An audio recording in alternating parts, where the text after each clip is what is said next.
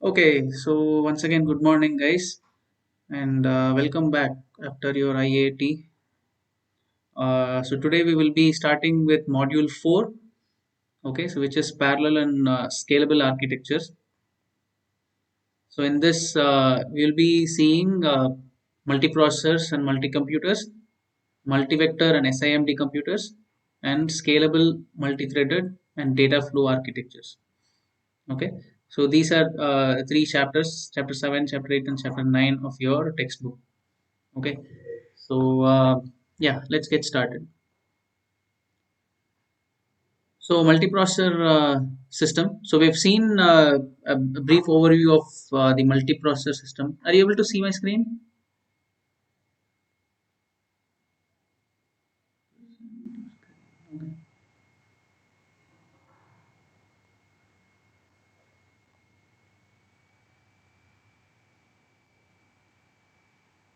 Okay, so yeah, to give again a brief overview, so we will be seeing multiprocessors and multi-computers, multi-vector and SIMD computers, and scalable, multi-threaded, and data flow architectures. So each one is a chapter in your textbook. Okay, so we've seen a brief overview of your system interconnects.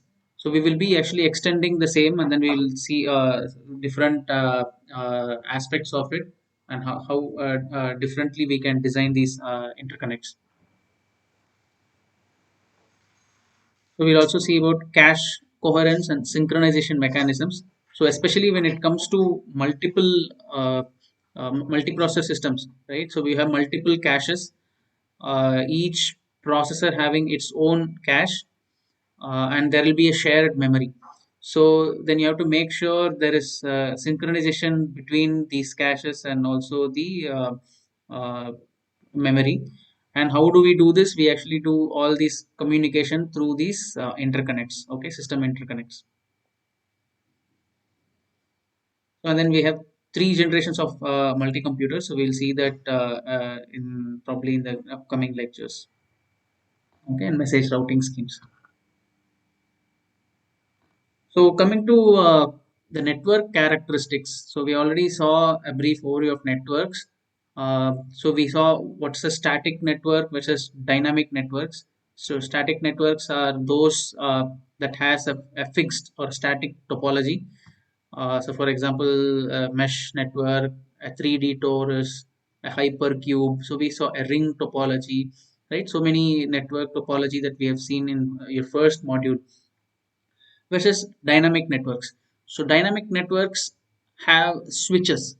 Okay, so they have like they don't have like a fixed topology, but then it's dynamic because you can actually configure which computer or which processor has to talk to, or which component of your processor can talk to the other one. So you can dynamically connect different uh, processing elements. Okay, and then coming to the timing, we've seen uh, synchronous versus asynchronous. Okay, so I think by now everyone is familiar. Synchronous means with clock. So chrono itself means time, right? So you can actually, uh, so I think it's a Greek or Latin, I don't know, so whichever word. So the root word of chrono means time. So when you say synchronous, it always means it has a common time of reference. So which is your clock. Okay, so you always look at a global clock and then act accordingly. So that's what synchronous means. And the opposite of that is asynchronous, where you don't follow a global clock because of inherent problems. Because I mean, there could be glitches, like your 10 o'clock and my 10 o'clock may not be the same 10 o'clock, right? So because of that, we have asynchronous protocol with some handshake or interlocking mechanism. So interlocking is the hardware mechanism for doing the handshake. Okay, so you have those timing, with respect to timing, you have these different types. Then again, with respect to switching, you have either a circuit switching or a packet switching. Okay, and coming to control strategy, it could be a centralized control, or a with a global controller, or a distributed control. So each processing element handling them I mean individually. So these are some of the characteristics that we've seen. It's just an overview for you. Then we have bus, right? So we saw about bus in one of the again earlier modules. So a bus is a common a line or a common channel for multiple elements to communicate. So you had bus masters and slaves. At a time, only one can be an active master, and all others will be a slave. Okay, and there's something called as a local bus, which is at the board level.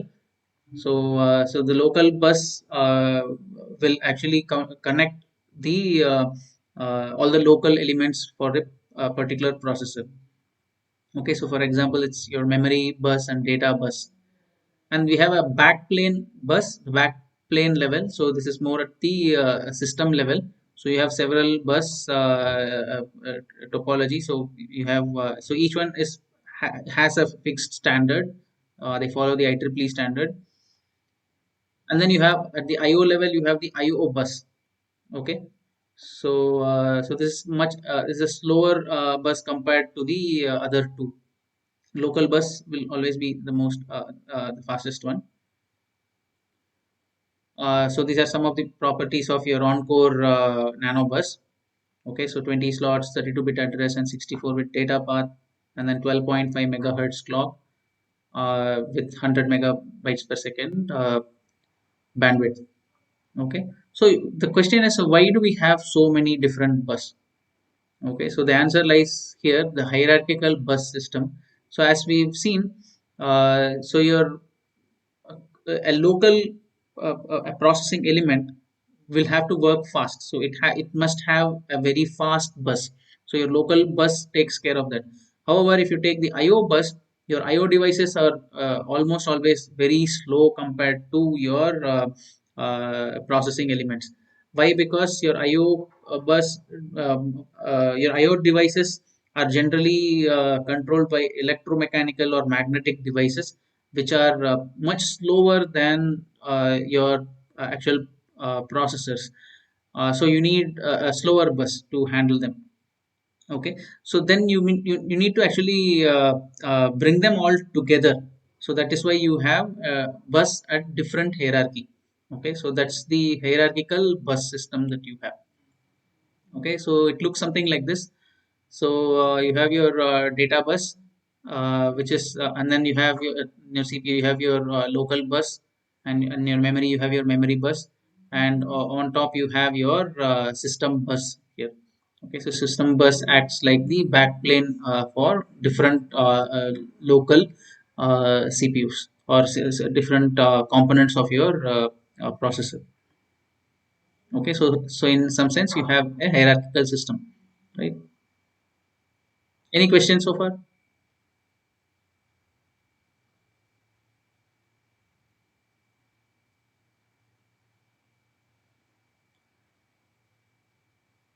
So again, in hierarchical bus, you have different caches. So even different levels of caches. So previously we've seen only one level of cache, right? So we just saw processors and then cache and then you have memory. But in reality, you don't have just one level of cache. You have multiple levels of cache, and at each level of cache, you have a bus to communicate. Okay, so you have first level cache and then you have second level cache. Generally, or typically today in today's systems, right, you have three levels of caches. The third level is kind of optional, but then mostly you still do see three levels of caches. So, and then you have the buses classified in terms of clusters, right? Intra cluster and then inter cluster bus. So, you actually cluster these components together and you actually have a bus for each of these clusters. Then we have to deal with cache coherence. Okay, so which we will see in a bit. We may not see it in today's lecture probably, but we will see it later. So this is a Snoopy cache protocol for coherence. So this is to ensure that all the caches across all these processors have the same data. And why it is Snoopy? It's because so the bus you expect somebody to broadcast a message, okay, broadcast the data that is being updated, and there is some guy who will snoop. So typically it's a cache controller, so that will snoop into the bus and will make sure that all of these caches have the same copy. Okay, so that's the Snoopy protocol. We'll see that later. Then you have the intra-cluster cache coherence among different cache levels. Okay, so intra-cluster, so it's within the cluster cache coherence. Okay, so this has to do with the multi-level caches in the processor, and you have to make sure that my L1 and L2 level caches have consistent data. And finally, we'll see bridges. Okay, so bridges are used to, uh, again, as the name suggests, right, bridge uh, uh, the gap between a faster bus and a slower bus, and typically between your local processing element to a remote processing element. Okay, so that's what the bridges are used for. So this is a typical like the bus system that we use for the caches. So as you can see, the processing elements are at the last level. Okay, and so you have your first level caches. So each processing element have their own local cache, but they have a common level 2 cache. So they have their level 1 cache, local level 1 cache, and this is typically how it is. So every processing element will have its own local level 1 cache. Level 2 can also be local or can be shared. So here they've shown it as shared level 2 cache. And as suggested, there is also a level 3 cache also, right? So there could be multiple levels of caches. And then you have like the inter-cluster bus. So these are all the clusters, different clusters. Okay, so the three processing element form one cluster. For example, if you take all your cell phones, right? In your cell phones, you have mostly you will have your octa-core processors, right? Most of your cell phones have octa cores. In that, four cores are one cluster, and the other cores are the other cluster. Generally they're called as gold cluster and silver cluster if you have ARM based processor. So you have two clusters in your cell phones, right? So likewise, if you take multi-processor systems, you can have multiple clusters, and they all go through this inter-cluster bus to the memory elements. So here's another hierarchical bus of Ultramax multiprocessor.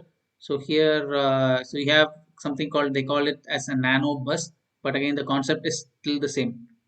Okay.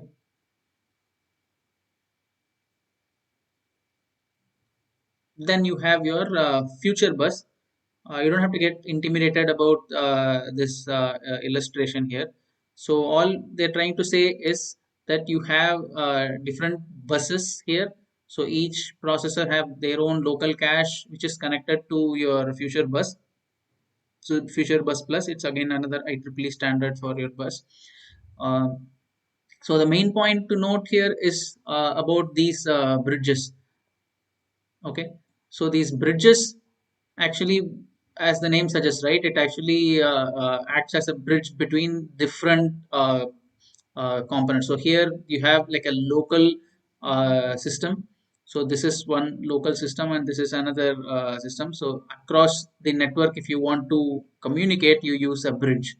Okay, so the bridge is actually a hardware that actually communicates between the local and the remote systems.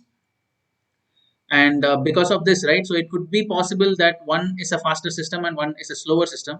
So you also have to make sure that the bridge actually takes care of that also. So basically it will have a buffer, so that it whether one is faster or slower, you can still have a reliable communication between the local and your remote systems. Okay, so that's where the bridges are used. So that's the key takeaway from this figure. Okay. Okay, so time for quiz. See who can attend.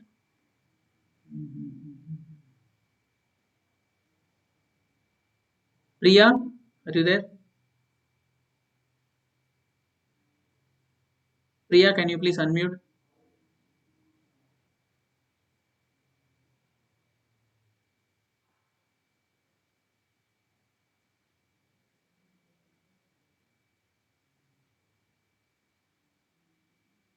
Bhuvaneshwari?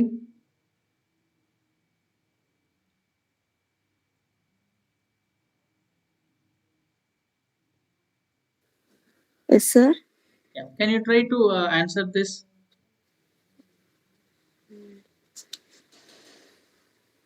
Intercluster bus. in a multiprocessor clusters? In multiprocessor cluster, Dash allows transaction between local bus and remote bus. Okay. So intercluster bus helps you to communicate across clusters. Okay. So it could be like what to say. So these are just different clusters that like I said, right? So you will have two cluster of cores, and then those two clusters will communicate, so that they need not be remote. Okay. So the right answer, you want to ask for some help? Yes, sir. Um, Chaitra. Chaitra. Chaitra has left. Okay. Anyone else? Vaibhav.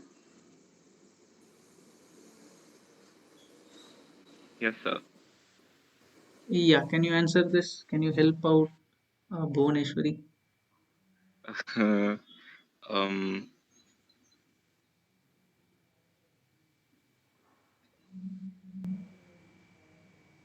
so I didn't hear properly. So, like, yeah. Okay.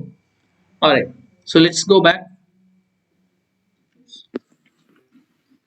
So the key takeaway from this figure is that you have something called as a bridge.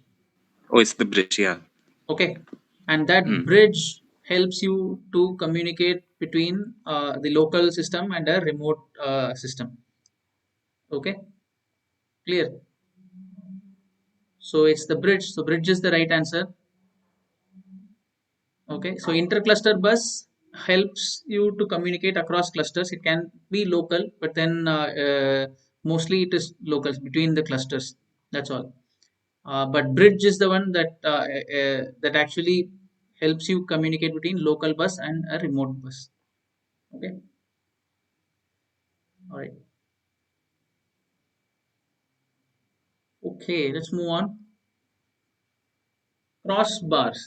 So now so actually, we saw about buses, right? So bus is one type of network communication. So uh, that's mainly used for local systems, and very rarely for yeah, actually local and across the systems also, right? But buses are generally very slow. Okay. So you need something that is very fast, and you also need a better one. Why? Because bus at most can allow one a transaction, like I mean one source destination pair at a time. Correct. So you cannot have multiple source destination pairs communicating in a bus. So that is why we have something called as a crossbar. Okay, so here in crossbars you have multiple connections here, uh, and they can be either a single stage network or a multi-stage network, depending on how many intermediate stages you take. Um, and the good thing is, like, it allows to some extent multiple communications to happen. Okay, so let's say processor 1 to 2, they want to talk, and 3 and 4 should talk. In a bus it cannot happen simultaneously. Okay, either 1 2 will talk first and then 3 4 will talk, or vice versa, right? Both cannot happen simultaneously, but crossbar allows to some extent, how I mean it allows to some extent the multiple communications happen at a time. Why I am saying to some extent is because there is something called as a blocking and non-blocking network in crossbars.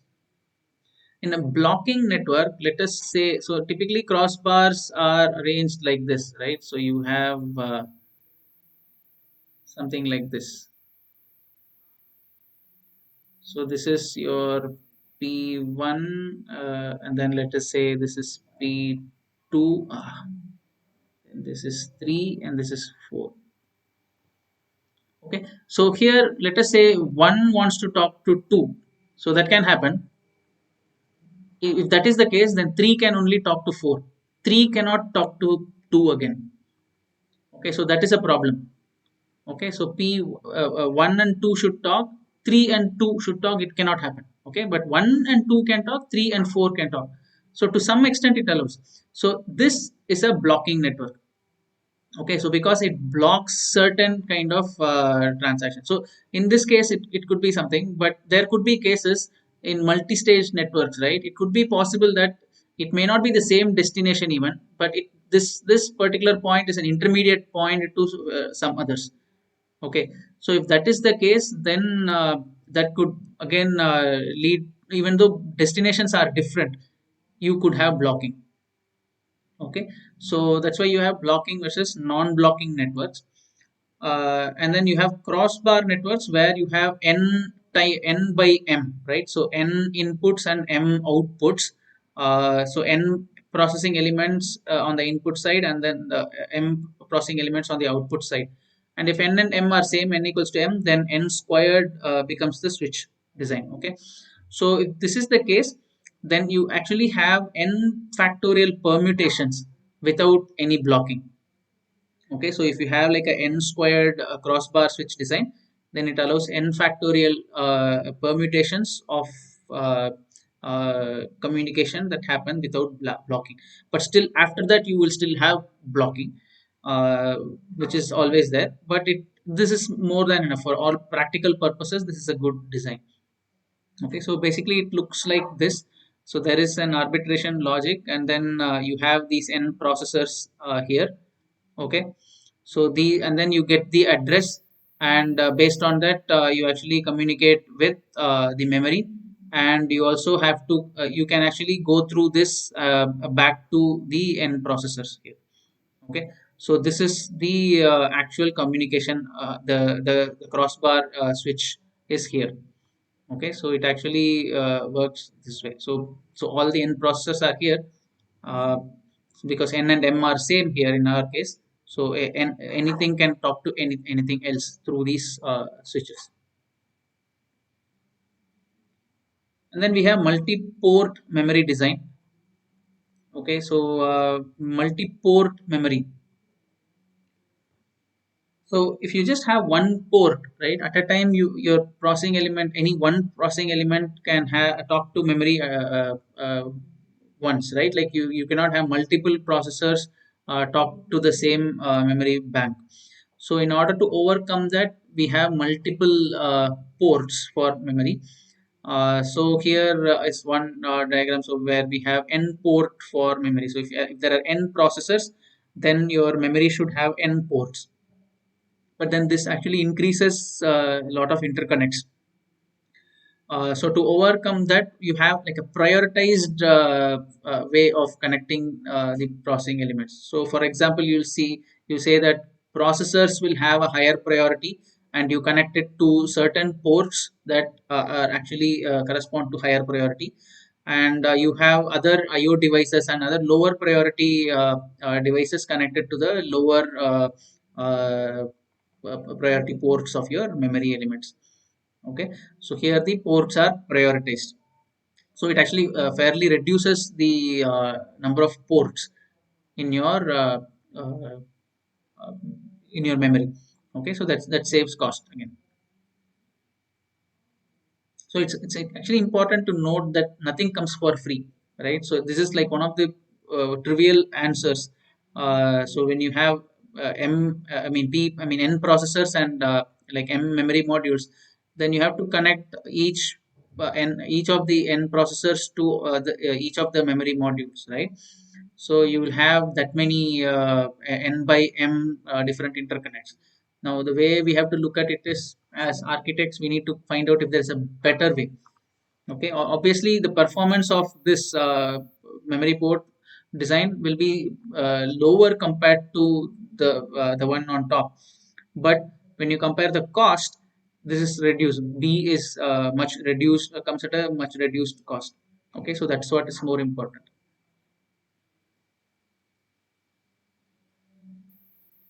Okay, so then we have this hotspot. Okay, hotspot problem in network. I think you would have heard of this in your networks class. So hotspot is something. It's more like a scenario happening at a particular parts of your network where particular part is used excessively, right? So it's saturated, and probably some congestion or something happens at that part. But if you take the average network bandwidth, that's not going to be saturated, right? So let us say there is one memory module or one block in your memory that all the processors want to access. So then, even though you have other memory banks that are free, let us take this particular example. Let us take memory module 1 is the one that all the processors wants to communicate. So there is a shared data that is stored in memory module 1.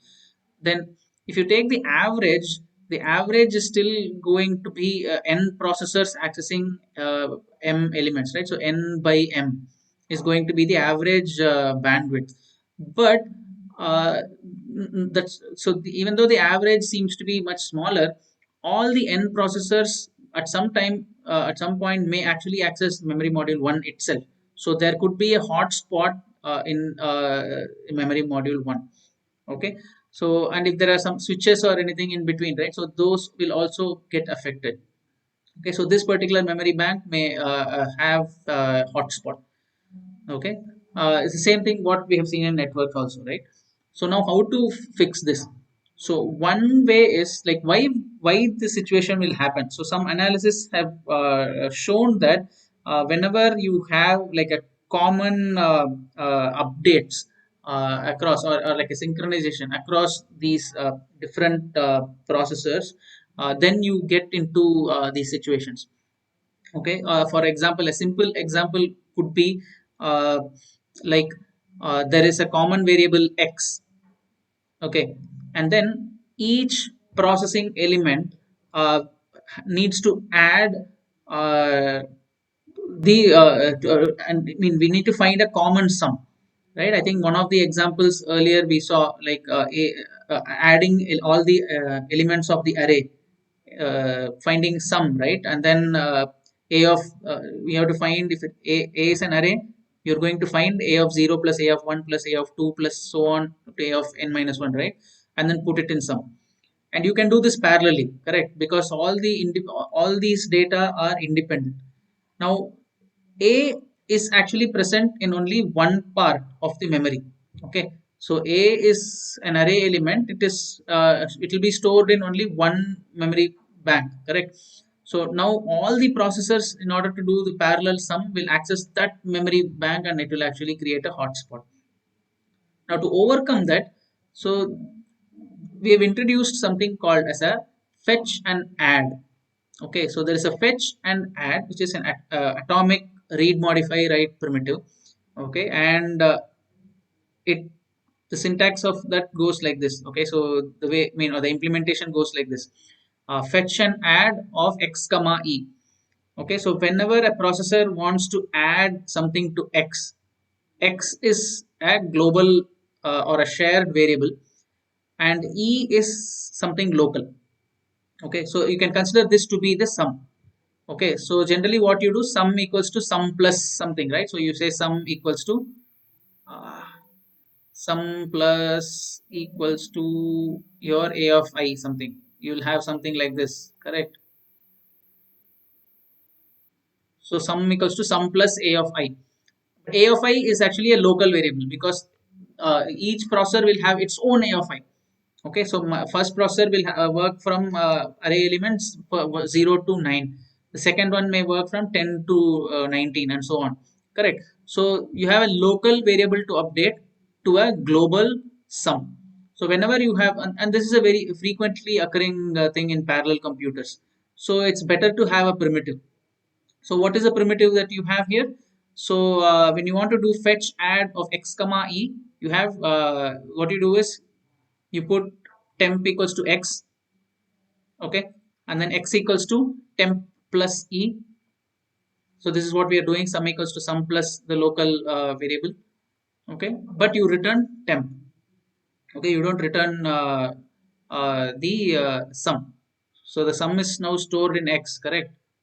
You're not returning x, you're returning temp. Clear? So what you will have is you will actually get the current sum, whatever you're going to fetch from memory. Okay, now what is the implication of this? Now let us say that you have processor P1 and P2 perform fetch and add. Okay, then P1, let us say that P1 is going to do something like this. Okay, so it's going to do fetch and add of x comma e1. E1 is the local variable and x is the global sum, correct? So this is the global sum. Now P1 is going to add E1 and then P2 is going to add E2. Okay, and whatever answer each one is maintaining, so each one will maintain their own localized sum, correct? Now this is going to have answer 1 and this is going to have answer 2. Okay, so now if P1 executes before P2, what will happen? It will so happen that the answer that P1 will get will be X, and then the answer that P2 will get will be X plus E1. Okay, and similarly, if you reverse the operation, if P2 executes before P1, your answer 2 will be X and answer 1 will be X plus E1. Okay, we will see how this happens with this illustration. Okay, but just for you to know, just have the overall understanding here that this is used for calculating the sum, right? And why do we need processor 1 which is executing first get answer x? It's because this is for me to get the current value of the localized, current value of the shared sum. Okay, so let us say I am working on this computing the parallel sum. If I am the first person who is grabbing the sum, I should get sum, right? I should get the current value of sum. But if somebody else is accessing after me, they should get x plus e1. Why? Because I would have already added, I am the first one to access sum. Okay, then whoever adds after me should actually add x plus e1, correct? So now that is the implication here. He should not add x. If if processor p1 and p2 both try to access x at the same time, there will be race condition. Now depending on who goes first, if p1 goes first, he should get x, and very next moment if p2 goes, he should also not get x. Okay, then the sum will be wrong, right? Answer will be wrong. So because you are maintaining only one global x, so that is why your answer 2 should be x plus e1. You should consider processor p1's addition also. Now how are we going to achieve this? It's like this. Okay, let us say that you want to do this addition. Now what you will do is both processor p1 and p2 are going to do fetch and add. Okay, fetch and add of e1 here, fetch and add of x e2. Okay, now only one of them will go to the main memory. Why? Because we are going to avoid hotspots. Okay, the very purpose is that you don't want hotspots in the main memory. Okay, we should remember that. So that is why we are actually offloading some of the work to the switch. We are making use of the switch, and we are making use of the fetch and add primitive, which is an atomic primitive. So you assume that all these three operations, right? When you're operating any of these instruction, you will not be preempted. Okay, then everything will go for a toss. So this fetch and add is an atomic primitive. Once you start fetch and add, you have to return. Until then, nobody can preempt you. Okay, so that is one thing very important. Okay, so now what will happen? So when P1 and P2 are doing fetch and add, now this guy wants to add E1 to X, and this guy wants to add E2 to X. Now what will happen is only one fetch and add will go through. Let us assume that P1 comes first.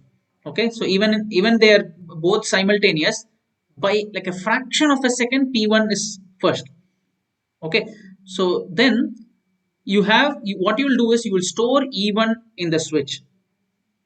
Okay, but your switch has received both the fetch and adds, correct?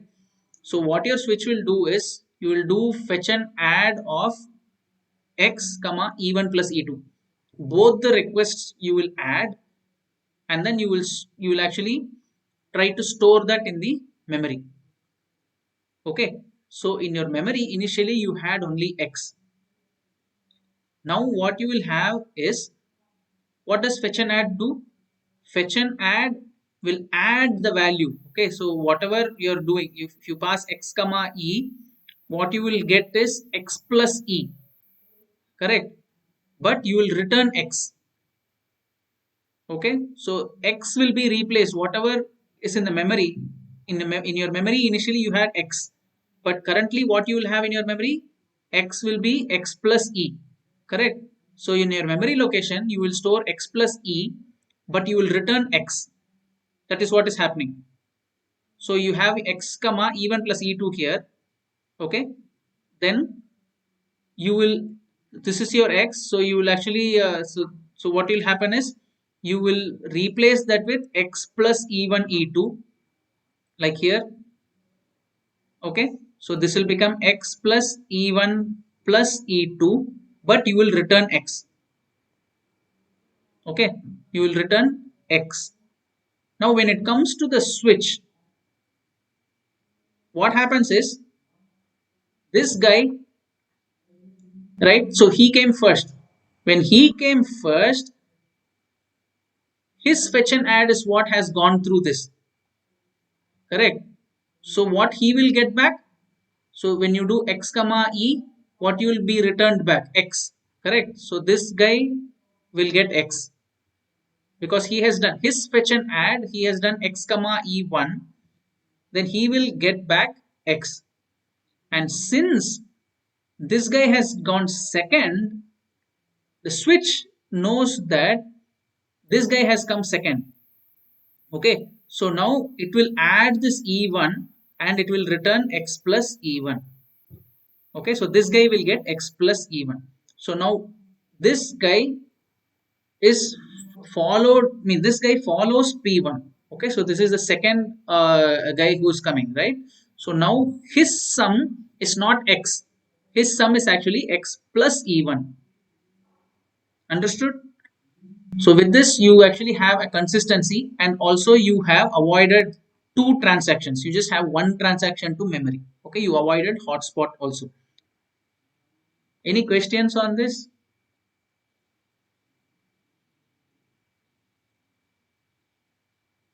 Did you guys understand? Vaibhav, was this clear? Yes, sir. Okay. Nitin?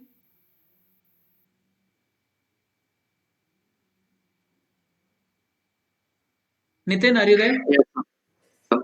Was this clear? Yes, sir. Okay, fine. Then hold on line, Nitin. Let's try to answer this. Nitin, can you please unmute? Yes, sir. Yeah, let's try to answer this. Which of the following is correct with respect to fetch and add?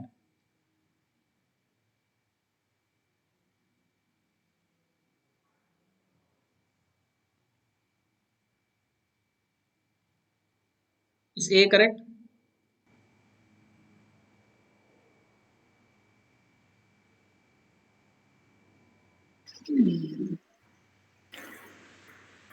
Um, so I'm not sure about things. Okay. You said it was clear. Vaibhav, you want to try? Yes, sir. It does follow serialization. Okay. It is atomic. Okay. Um, Switchbox performs. Uh, yeah, I think it does. Yes, it does. A third is not right. I mean, fourth is not right. Sorry. Fourth is not right. Yeah, that's right. So results are the same when two processor execute this simultaneously. That is not true. Results are different based on Yeah. who comes first, right? Okay.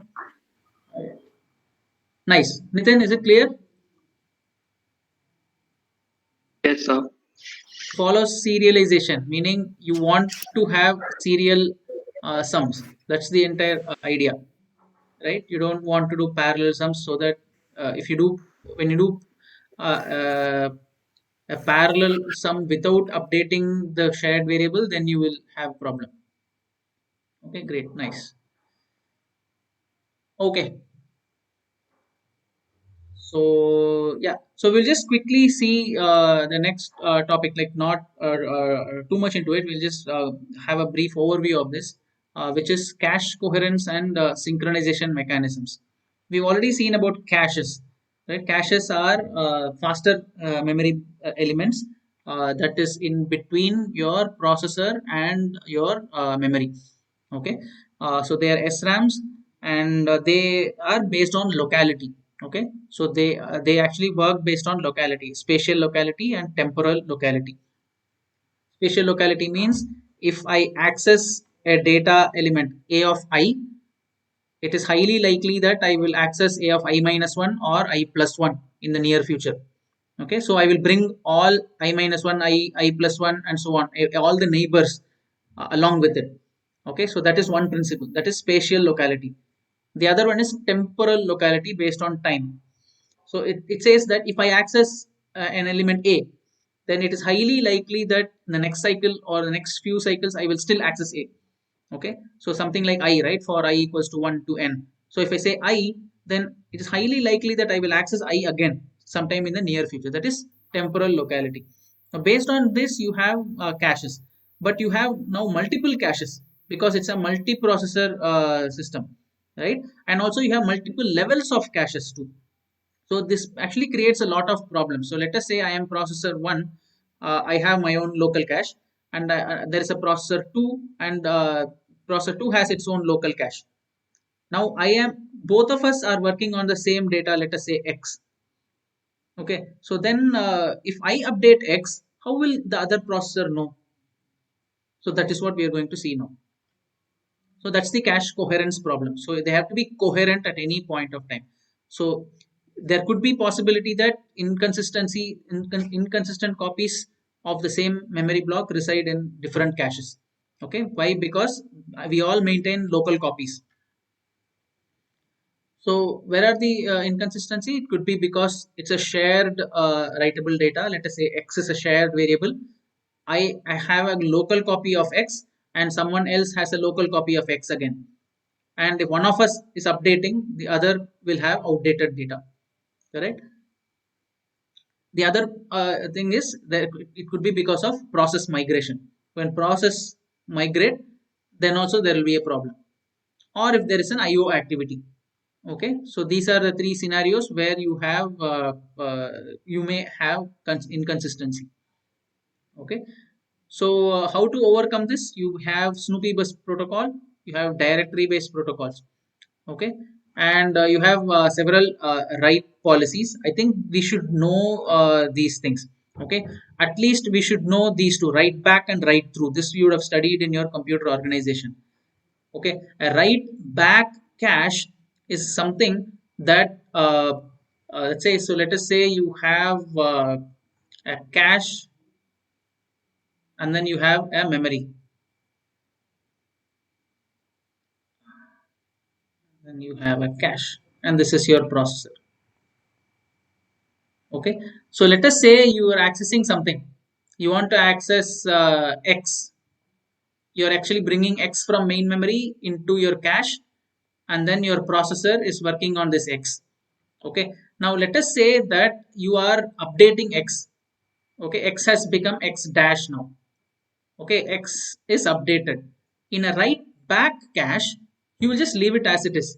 As long as this guy, he can work on this. This could be x, then you could replace it by x dash, then you could replace it by x double dash. So it can actually multiple updates is possible to the same element, and you don't care. Okay, and only when there is some replacement happening in the cache, then you will finally go and update it to the most recent value, which is x double dash in this case. Correct. So that is your write back cache. You will write back only when there is a replacement. The alternative is a write through cache.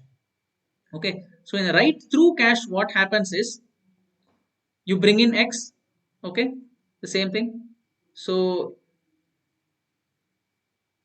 you bring x into your cache and you modify it, it became x dash, but immediately you will go and write again to your x. So it is called main memory. Okay, it is called write through because any time you write to cache, it will go through all the way to the other hierarchies. Even if you have multiple intermediate cache, intermediate levels of cache, level 1 cache, level 2 cache, level 3 cache, and then memory, a write through cache will go all the way through to your memory. Okay, so memory will always have the consistent value of your cache. Okay, so that is the write back versus write through cache. Write invalidate and update we will see later, but first you need to be clear about these two: write back and write through. Okay, clear everyone? So this is very important. Okay, so if you don't understand what is write back and write through, we will not understand anything else in this chapter. Okay, a write back is something like you update only cache, and only when there is a replacement of that element, at that time you will go write it to memory. A write through, on the other hand, anytime you write to your cache, you will also write to the memory. Immediately you will write to memory also. Okay, so that is the write back versus write through. Now here we will see, we discussed three different inconsistencies, right? The first one is because of shared variable. So what happens here? So before update, P1, P2 have they're sharing this variable x. Okay, and so this guy also has x, this guy also has x. Now what will happen if we are having a write through cache? Then let us say this guy has updated x bar. Okay, so he has updated his copy, then that will go through. Correct, so it's a write through cache, and this guy will also be updated now, but this guy won't. This guy will still remain as x. Okay, but in a write back cache, what will happen? So this guy will update, and this guy also will. So in this case, this is the only guy who will have wrong data. Okay, so we'll put it, so this guy has x dash, so this will also become x dash because it is a write through. Okay, so this is correct, this is correct, but this guy is wrong. Okay, so this guy is wrong. Now in the write back scenario, what will happen is you have updated x bar, but you will not update here, right, in the memory, because it is a write back. Only when it is replaced it will be updated. So this guy is also wrong, and this guy is also wrong, so this is also wrong, and this is also wrong. Okay, okay, so in both the cases you will have inconsistent memory. Okay, so this is the inconsistency because of sharing, right? Sharing of a common variable. Now, second one is process migration. Now, what will happen is, let us say that P1, right? P1 has a value here, and then we have a write back cache. We just look at write back cache first. What happens is, so you have updated this to X bar. Okay. Now, let us say the process is migrated. P1 migrates to P2. Then what will happen? So this guy P2, when it tries to access the cache, since it's a write back cache, this is not updated yet.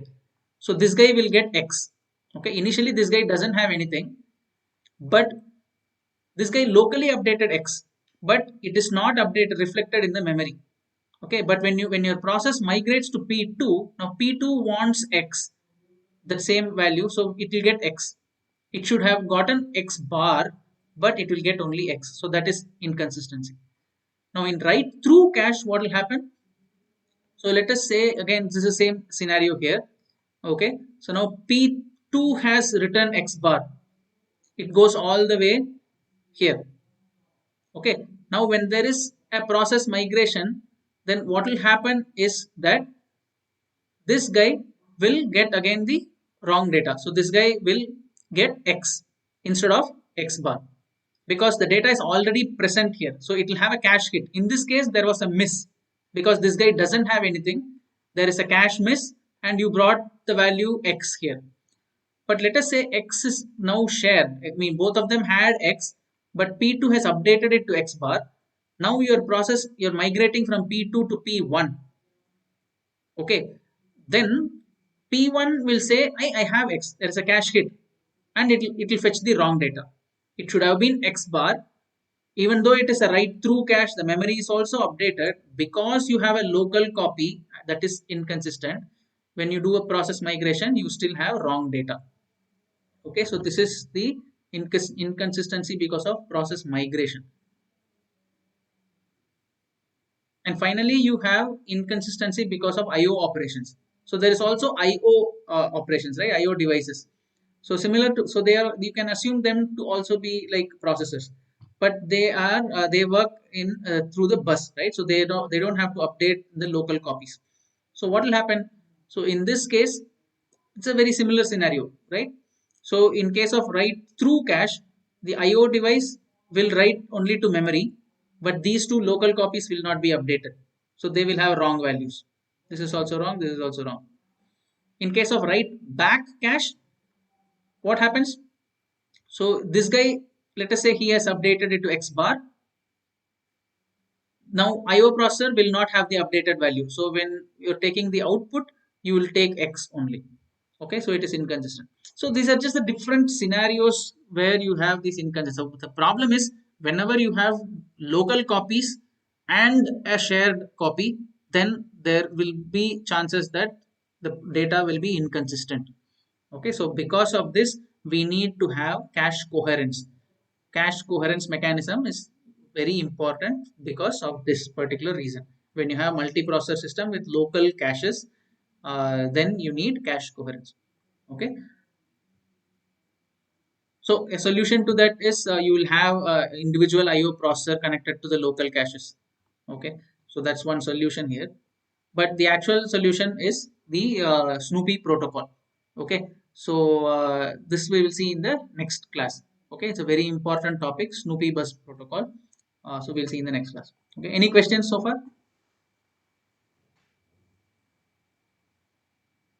Okay, if not, we are done. So you guys can give your attendance and leave. Thank you.